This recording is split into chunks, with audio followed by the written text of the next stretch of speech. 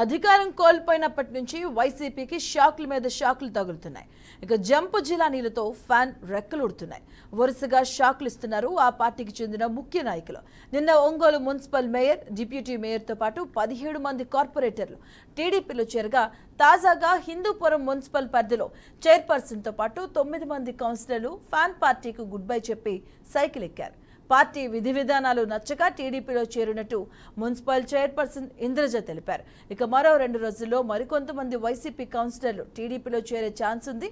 ఇక దీంతో చైర్పర్సన్ పదవి దాదాపుగా టీడీపీ ఖాతాలో చేరినట్లేనంటూ తెలుస్తుంది.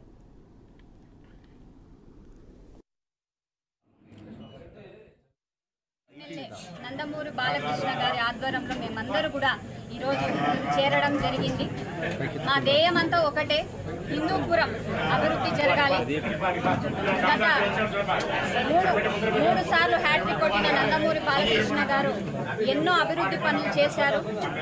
గొల్లపల్లికి సంబంధించింది, వాటర్కి సంబంధించింది కానీ, లేకపోతే ఎన్నో వార్డుల్లో అభివృద్ధి జరగడం కానీ, ప్రతి ఒక్కటి కూడా నందమూరి బాలకృష్ణ గారు ఎన్నో అభివృద్ధి చేశారు.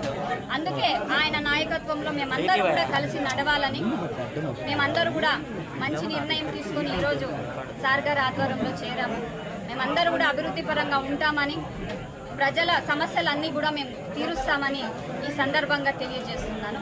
మరొక్కసారి మా నందమూరి బాలకృష్ణ సార్ గారికి ఎమ్మెల్యేగా 3 సార్లు గెలిచినందుకు మా కౌన్సిలర్ల తరఫున మరొక్కసారి సార్ గారికి